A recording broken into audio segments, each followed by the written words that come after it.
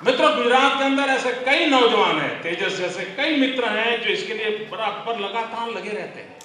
और ये सिर्फ कैरियर के लिए काम करने वाले लड़के नहीं हैं, वे चाहते हैं कि इस खेल की शोभा बढ़े, इस खेल को प्रोत्साहन मिले। वो समय देते हैं और बच्चों के लिए समय देते हैं। और मैं ऐसे कई परिवारों को जानता हूं जो परिवार अपने जीवन में अपने बालकों के विकास के लिए इसको एक साधन के रूप में उपयोग करते हैं।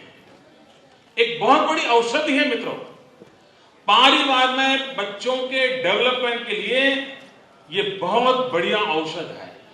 ये औषध का काम करने वाला खेल है।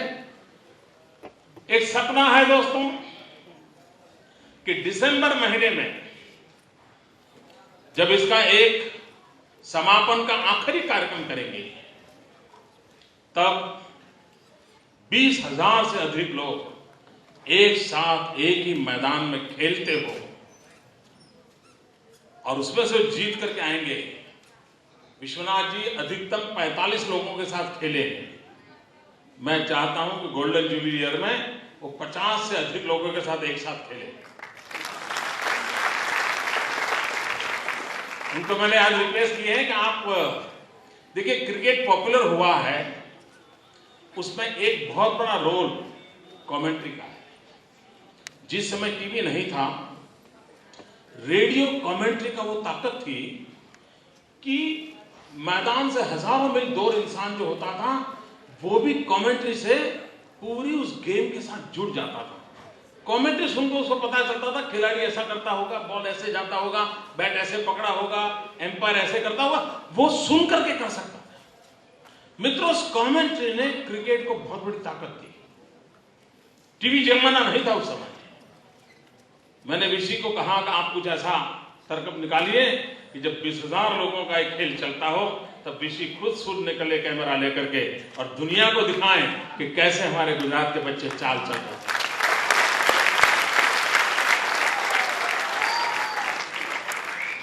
उन्होंने कहा है कि मैं इस पर थोड़ा काम करूंगा, जिसकी इसमें एक्सपर्टाइज हो वो उनको जरूर मदद करेंगे। लेकिन इस खेल की कमेंट्री कैसे हो ताकि दर्शकों को, वरना क्या होता है कि खेलता बच्चा है, कभी क्या होता है, अगर हमें ड्राइविंग आता है और हम पीछे बैठे हैं तो बिना कारण ब्रेक पर अपना पैर दबाते हैं।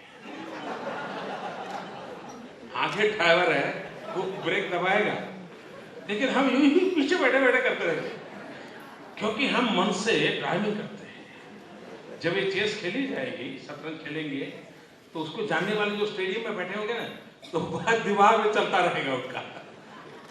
उस समय अगर सही कमेंट्री होती है तो उस चीज का आनंद लूटने का अवसर मिलता है।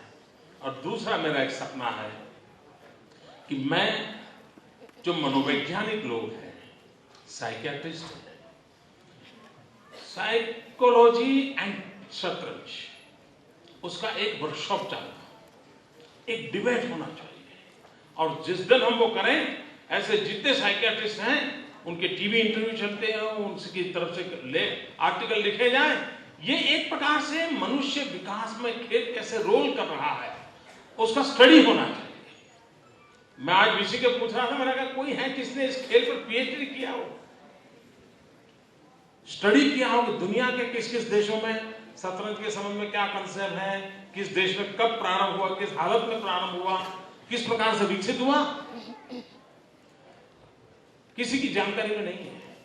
हम चाहेंगे ऐसे नौजवान यूनिवर्सिटीज में निकले जो इस खेल के जन्म से लेकर के उसके विकास तक की सारी बातें उसी पर रिसर्च करें, पीएचडी करें, कैसे कैसे बदलाव आए होंगे।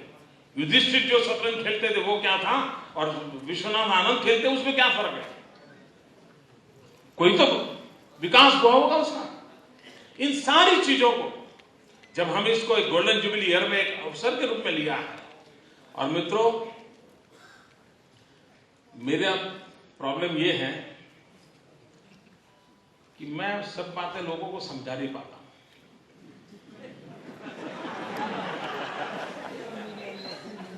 ये मेरी कमी है, क्योंकि जब मैं गोल्डन जुबली ईयर की बात कर रहा था तो मुझे चारों तरफ से मुझे पर पत्थर पड़ रहे थे।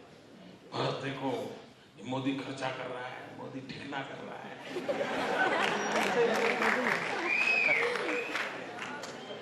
उनको कहां पता था गोल्डन जुबिली ईयर से मैं गुजरात के जीवन को बदलने के लिए तपस्या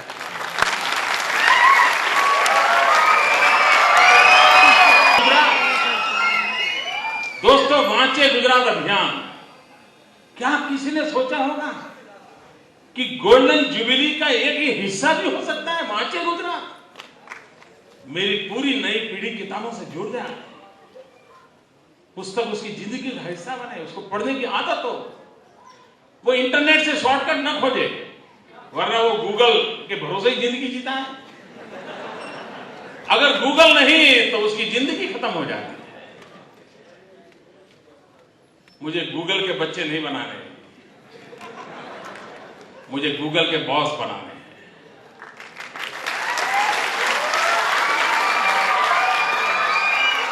और इसलिए वांचे गुजरात, पढ़ने की आदत हो, किताबें पढ़े, किताबों में रुचि ले, किताबों को जाने, दुनिया में क्या कुछ लिखा गया है, ज्ञान के भंडार पड़े हैं। और मित्रों, 21वीं सदी ज्ञान की सदी है, उस ज्ञान की उपासना का एक दशक है और गोल्डन जुबिली एक अवसर है। उस अवसर को लेकर के करने का प्रयास